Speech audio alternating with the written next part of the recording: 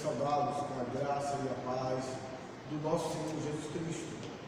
Nesse momento quero convidar a igreja a abrir a palavra do nosso Deus em a Epístola de Tiago, capítulo 1, versos de 1 a 4.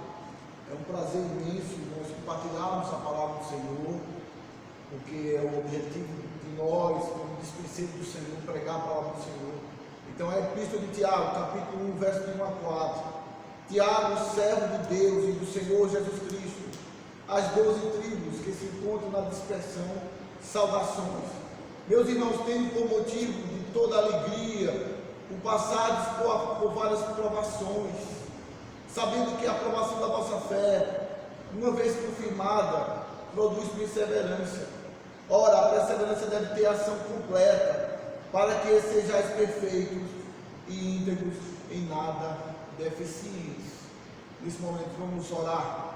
Senhor Deus, eterno Pai, queremos pedir que Teu Santo Espírito nos use para pregar o Teu Evangelho com temor e tremor diante da crise que nós vivemos, que possamos falar à igreja do Senhor, ao povo do Senhor, para a Tua glória e para o Teu louvor, em nome de Jesus Cristo, amém.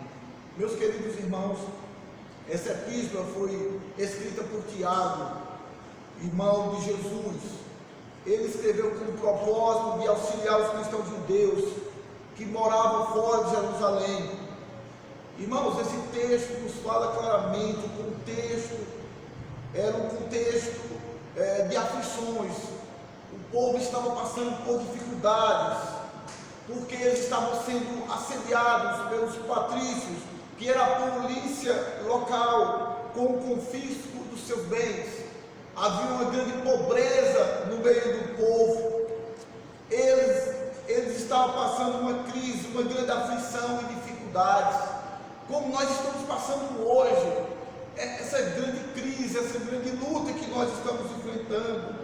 E aqueles irmãos, eles estavam sendo duramente provados quanto à sua fé que professavam em Jesus Cristo. E ao mesmo tempo, meus irmãos, eles enfrentavam grandes dificuldades. Eles estavam manifestando nas suas vidas uma imaturidade cristã. Havia uma falta de maturidade para o enfrentamento daquelas provas que eles estavam passando. Então eles estavam tendo dificuldades de enfrentar aquelas tribulações, aquelas lutas. Como enfrentar aquelas lutas? Então, com isso, muitos estavam murmurando, falando contra Deus. Então havia também uma falta de compreensão, de entendimento acerca do contexto que eles estavam passando, a respeito da sua vida cristã, quem eles eram diante do Senhor. Então esta carta, ela nos revela que além deles passarem por dificuldades e perseguições, aqueles cristãos, eles tinham falta de maturidade cristã. Então o objetivo, meus irmãos, nesta noite, que é o objetivo que eu tenho também nesta noite, é o objetivo desta carta, desta epístola de Tiago, e ele é duplo. Em primeiro lugar, você que nos ouve nesta noite, é confortá-lo, confortar os aflitos. Esse é o primeiro objetivo. Eu quero confortar você, eu quero consolar você, eu quero mostrar que Cristo está no controle de todas as coisas. E o segundo objetivo também que esta carta tem é de corrigir, de confrontar, de fortalecer as nossas vidas, tendo como objetivo, meus irmãos, o testemunho perante a sociedade, o testemunho do Evangelho, né? Que não fique prejudicado esse testemunho. Então, capítulo 1, meus irmãos, eles tratam dessas duas coisas. Logo no início, Tiago nos ensina alguns princípios cristãos, com os quais aqueles irmãos deveriam encarar as dificuldades. E ali nós encontramos logo no verso 2 e 4 esses princípios que são importantes. Perceba bem que logo no verso 1, ele dá a saudação corriqueira, a saudação inicial, e que nos salta aos olhos a forma da saudação de Tiago. Tiago diz que é Tiago, servo de Deus e do Senhor Jesus Cristo, as 12 tribos que se encontram na dispersão, saudações. Então perceba que Tiago aqui, ele dá uma saudação como servo de Deus e do Senhor Jesus Cristo, servos, escravos do Senhor Jesus Cristo. Veja que nós somos escravos de Cristo, nós somos servos dele. Mesmo Tiago, perceba que era o irmão de Jesus, andou com Jesus, cresceu com ele, mas mesmo assim Tiago via ele primeiramente como servo de Jesus Cristo. E nesta noite, meu querido ouvinte, nós já tiramos algumas lições para nós. A primeira, o senhorio de Cristo sobre nós está acima de quem nós somos. Então como é que eu vou enfrentar essas lutas? Que Cristo seja o nosso Senhor, independentemente do que nós somos, mas Ele seja o nosso Senhor. A outra lição é que Jesus está de pé de igualdade com Deus. A terceira lição, meus irmãos, é que não há maior honra neste mundo sofrer por Cristo. Não há maior honra do que podermos nos apresentar como servo de Deus em Jesus Cristo. Então nesta noite, povo do Senhor, se apresente como servo de Jesus Cristo e de Deus também. Nós somos ligados a Ele. Aqui está a nossa base, a nossa união com Cristo, a base como nós vamos enfrentar. Então ele escreve, meus irmãos, ele faz a saudação e logo após ele entra no assunto. Tiago vai entrar num assunto muito importante, como aqueles irmãos deveriam reagir diante das provações. Como é que nós devemos reagir diante das lutas? E ele nos dá o primeiro ponto, né? Tiago diz que aqueles irmãos, eles deveriam ver as provações como motivo de alegria, pois as provações, segundo Tiago, produz perseverança. Então o ponto está aqui.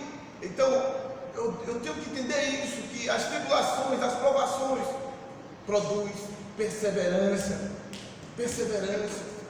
E como eu devo encará-la? Eu tenho que encarar com alegria, é motivo de alegria.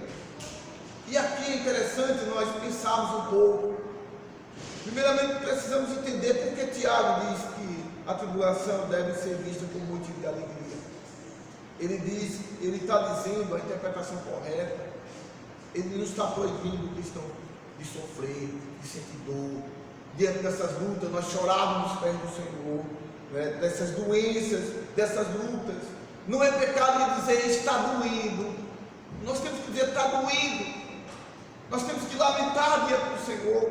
Nós temos que clamar diante do Senhor, mas tendo a certeza, a alegria que o Senhor é o nosso socorro. Então ele não nos impede de chorar nos pés do Senhor, de sentir dor, de sentir tristeza. Essa alegria não nos isenta de sofrimento, de dor. Nós estamos passando por dores, mas o Senhor é o meu refúgio, é a minha fortaleza. Então veja, meu irmão, que Tiago, ao se referir às lutas e provações e tribulações dessa vida, ele as chama de provações. Então nós estamos passando por provações. Então o texto grego, ele traz uma ideia do ato de aquilatar moedas, mas falando diretamente com vocês, ele traz a ideia aqui, é que nós estamos sendo testados, a nossa fé está sendo testada, a autenticidade da nossa fé. Então é um contexto de teste, nós estamos sendo testados diante do Senhor, o Senhor está nos testando, e como Pai, o Senhor não vai nos abandonar diante desse teste, mas como ouro e outros metais, seremos testados pelo fogo, de tal maneira que o elemento genuíno da fé seja destacado das impurezas. Está lá em 1 Pedro capítulo 1, verso 17. Porém Deus não nos prova além das nossas forças. Deus não nos abandona. Então aqui um ponto importante, irmãos. A fé é a confiança individual nas promessas de Deus. Então Deus nos convida para olhar para as promessas dele com fé, mesmo diante das provações, mesmo diante das tribulações desta vida. Porque muitas vezes pode surgir a pergunta: continuaremos a crer genuinamente em Cristo, mesmo que todas as coisas estejam dando errado ao nosso redor? Será que nós vamos desistir de Cristo? Não, nós vamos continuar crendo em Cristo, nós vamos tendo fé. Então, nesta noite eu quero convidá-lo à fé, uma fé firme, firme diante das provações, que a nossa fé seja confirmada, produzindo perseverança.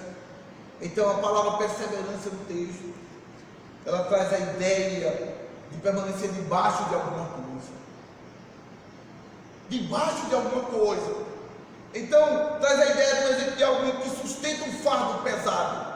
Talvez nesta noite estejamos nesse momento sustentando um fardo pesado, e estamos dispostos a carregar até o fim, por maior que seja o fardo. E o que custa esse fardo? Mas nós vamos carregar olhando para Cristo. Essa capacidade de permanecer em Cristo diante das tribulações, diante das lutas. Então é o propósito maior. E aqui eu quero que vocês sejam sabedores disso. Então, as aflições, sofrimento, dor, ânimo, a certeza do ânimo, a certeza da alegria. Então, Tiago escreve essa realidade. E aqui ele diz que Deus está no comando de todo esse processo que nós estamos passando, de toda essa epidemia. Deus está no controle. Então Deus está no controle de todas as coisas. Deus é soberano sobre todas as coisas, e fazendo que todas as coisas cooperem para o bem daqueles que o amam. Então todas as coisas cooperam, mesmo diante dessas aflições que nós estamos passando. Então, produzir perseverança. Esse é o motivo da nossa alegria, porque ela produz perseverança.